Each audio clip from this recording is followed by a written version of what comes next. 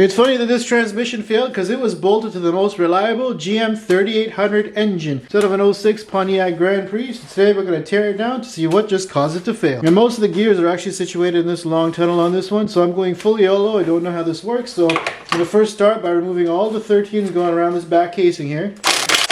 Now whenever they assembled this 20 years ago, they put Torx on the bottom bolts here. Well, I can already see the transmission puddle starting to grow there.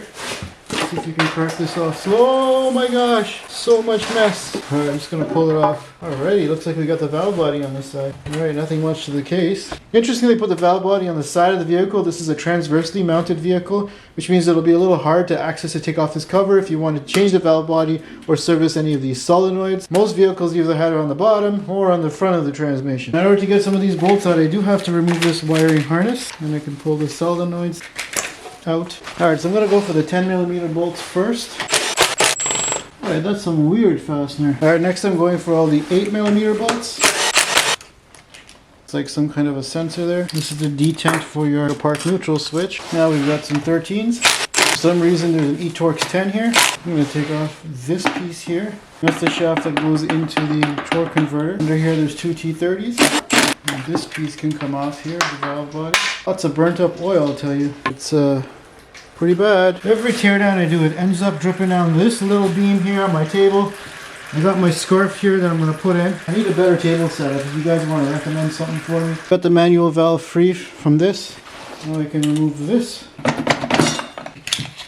Oh, there's a chain back there. I mean, I got to get these bolts off. They're kind of rounded out though. Well, these are stripped. I tried to hammer on the socket. I didn't think I'd have to resort to violence so early in this video. Alright, now let's see if we can get this off here. I missed this Torx here all this time. Now I should be able to remove this. Alright, right away we've got some clutch. Looking at this clutch, it does look pretty worn out. The friction material on the inside here is fairly dark. On the outside here we do have these burn spots, which look a little interesting. You can see they're all kind of random. Not really purpose, so it looks like the transmission got hot. Here's what's left of the valve body. It's just one big aluminum piece. Got all the little channels inside of here to redirect fluid flow to those clutches. And inside of here we've got the trigger wheel for that speed sensor, and then we have chains. Now interestingly enough, there's no tension or anything on these chains, it just hangs out here. This is the input shaft, and it's going to spin all of the transmission guts inside of this part of the transmission. Part here just feeds the oil pump on the valve body. I'll pull off this shaft. This clutch was splined to something inside of here. If you notice, there's actually two separate chains as opposed to a single one like they had before, and apparently that's a stronger design. You can see there's the gasket material for where the valve body mounted up to. I just took that C-clip off of there. Now I can be able to pull this gear off and remove the chain. I'm not a fan of chains in transmissions because it introduces another failure point. Also, it is a little bit more noisy. I feel like chains are more of a thing for truck transfer cases. Alright, let's pull off this next piece here. Now this is the input. You can see that the teeth here are actually offset from each other for the two chains. Looks like we have a clutch. Pull this out. A nice clutch there. There's probably a band that goes around here. Pull this guy out. There's another clutch piece that goes in there. Anything else want to come out? Looks like we got a sun gear for a planetary gear set. Anybody else want to come out? Oh, we've got a barrel that goes around here. And here is the friction band. So instead of using clutches, this transmission is so old school that you still uses a band that goes around here, actuated with a piston to stop it from rotating. Alright, we got a planet carrier. There's a piece of plastic here. So I've removed that C-clip from the drive shaft to the passenger side. If we can pull off this piece of plastic. And now we got more parts coming out. There's another planetary gear set. There's another planet carrier actually. That sits in there. We got a sun gear. Here's the sun gear on the inside. That sits for that planet carrier. It's like a mystery box. You go inside and you just pull something out. What are we pulling out now? It feels like a friction band. There's a friction band, and that's sat around this piece over here. Can you imagine the rebuilders kind of doing this blind? It's like doing a rear-wheel drive transmission. What else we got? We got a Sprague bearing. That's a one-way bearing. I don't think my hand's long enough now to reach all the parts. What's this? Got another drum friction. That sits around here. It's like this transmission just gave birth to all these pieces nested together. Take a look at the big hole of a cavity that it left there. That's pretty interesting. It's kind of unique though that they put the transaxle behind where the engine is and have all this space kind of taken up by just the torque converter and the valve body. Most other transaxles would have some part of the transmission on this side and some part on this side, and then the final drive down at the bottom. Well, speaking of the final drive, here we are on the other side where the final drive is supposed to be. I'm going to open up this tail housing here. So that's where the seal would be for the passenger side axle. Let's see if I can pull this out here. Oh, it comes with the axle that goes all the way to the other side. There we go. Very interesting looking differential because it's got this planet carrier on it. We've also got this sun gear that fits inside of there. And then we've got this fits inside the sun gear. This fits inside of the sun gear, this collar. So what's holding the last piece in is a snap ring. I'm going to see if I can get this out. Alright fellas, I actually got the snap ring to come out. Hate snap rings. Just draining the transmission fluid underneath the table. So I can't quite get the last ring gear out, so I'm going to start removing other things like this accumulator sitting on the back here. It's got a giant spring inside. This basically holds some oil pressure when you want to make a shift. Looks like we got a giant spring. Next I'm going to make another mess and turn the transmission upside down so we can get to the transmission pan. Okay, I'm going to remove all these tens.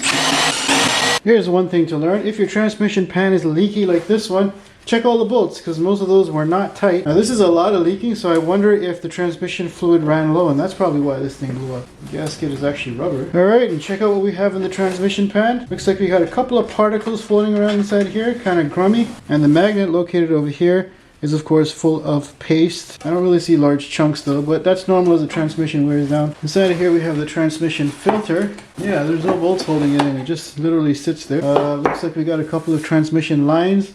That's again very old school. Most new transmissions will run fluid from one side to the other through the casting in the body itself, like the valve body. Alright, I'm going to remove these tens here that hold this accumulator piece on. Oh, more fluid's coming out. Alright, let's peel this piece off here. Looks like these just kind of connect the accumulators together, and these are just like little storage tanks. Interesting that a transmission has a rubber flexible piece inside of it. That would be a failure point to me.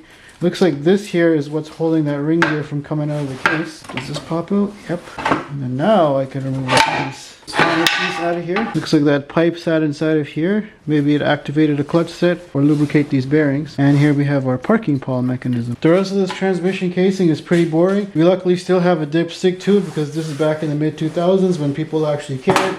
There's a bearing over here with our input shaft and of course the wiring harness. Talking about an electronically controlled transmission. This is a lot different than nowadays transmissions. So now we got everything apart, let's take a closer look at how this transmission works. Instead of using a traditional style large gear to give you that gear reduction, they're using a planetary gear set to keep the profile nice and low. So essentially we have the planet carrier here. These are the little planet gears. Inside of there is the sun gear, which forms the input. The planet carrier is the output. And this ring gear, if you remember there was a hose plugged in here, is stationary and spline to the case. And then we've got this long shaft that goes in the middle of everything to power the driver's side axle. As I take this thing apart, you can see this is the ring gear. Now this ring gear has this tooth on it, which is the parking pawl. When that's engaged, it's going to engage with this gear here, and that's going to stop this shaft from rotating.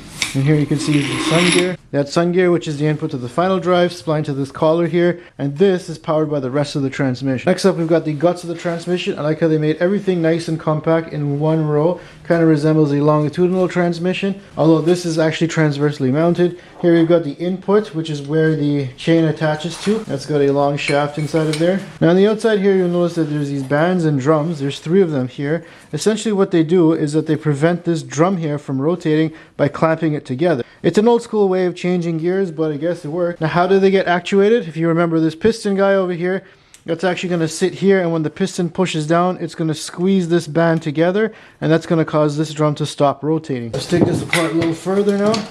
So we have this cage. Cage looks like we got a clutch set. So this is the input coming from the chain, and we've got a clutch sets inside of here. Now the band's got a friction-like surface here and a very smooth surface here, and that's why you need those accumulators to slowly press the band in and bring it to a stop so you get a nice smooth shift. And I got another clutch set inside of here. Now in order to actuate this style of clutch, we've got this piece here which is going to take fluid coming from the valve body, which bolted up to it, and send it through these holes in the middle here.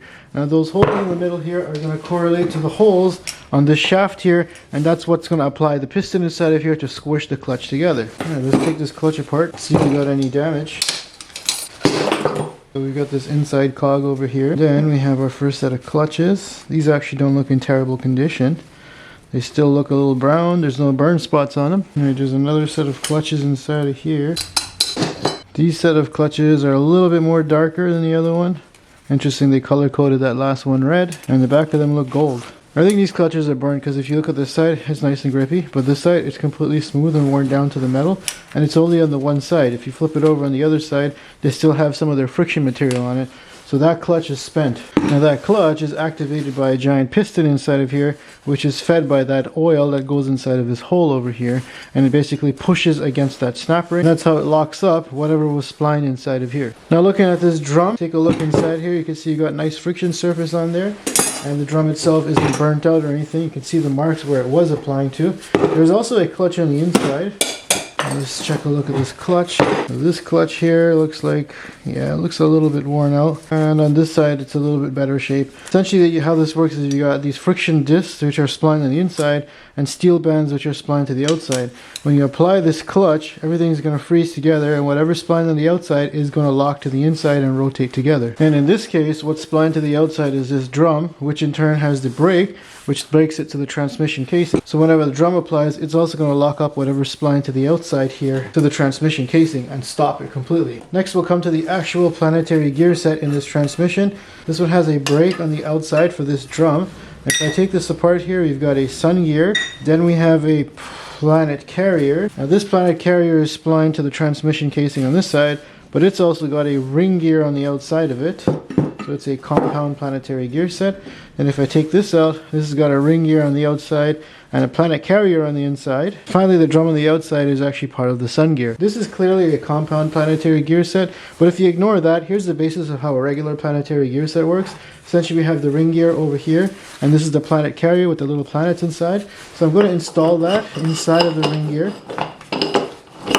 just like that. And then I've got the sun gear over here that's going to install on top of that. So essentially now we have three components that are going to rotate. If you hold one of them stationary, so for example right now the ring gear is stationary, then one of them can become the input, say the sun gear, and the other one can be the output. So you can see I have to rotate the sun gear a lot faster in order to get a little bit of output from the planet carrier. Now this would be ideal for a very low first or second gear where you have to get a torque multiplication in order to get you started off the line. Let's say now the roles reversed and we had this one as the input. Well, you can see the sun gear is turning a lot faster than the input, and that's ideal for highway driving where you want the wheels to spin very quickly. So let's say the roles are reversed now. If I held the planetary carrier stationary and I use the sun gear as my input, well, you can see the output would be the ring gear and it's moving in the opposite direction very slowly. That's ideal for a reverse gear. Now in this compound planetary gear set, the first sun gear here has a brake. That'll brake it to the transmission casing. So essentially you can turn that one on and off. However, the planet carrier here is splined to the transmission casing, so you can't really turn that on and off. Now the output of that sun gear is going to go towards the final drive. However, before that we have a brake with a drum and a sprag bearing on the inside. Now sprag bearing's got these little roller bearings on the inside, and it only allows turning in one direction. If you go in the other direction, it carries torque. So it's kind of like the ratcheting mechanism in the back of your bicycle, allowing you to freewheel down the road. Now most of the time you're going to have this nice and loose, so you can freewheel and coast down hills. However, if you've got it in low drive and you want to recuperate some of that engine braking, you would activate this band over here, and that's what's going to give you that engine braking, where instead the wheels will push the engine instead of the engine pushing the wheels. And of course we have the valve body, which form hydraulic circuits based on the position of those solenoids that I took off earlier, and that's what's going to control all of those little clutches and drums. So here we have the fluid pump, and you can see as I rotate the input here how those veins kind of move in order to squeeze fluid down inside of here and push it into the valve body. This is like the heart of the transmission, because you always got to have hydraulic pressure flowing through the transmission in order for those clutches to engage and for those solenoids to switch gears for you. And that's a look at this 4-speed automatic transmission. Interesting that this was attached to such a wonderful 3800 engine that everybody swears by.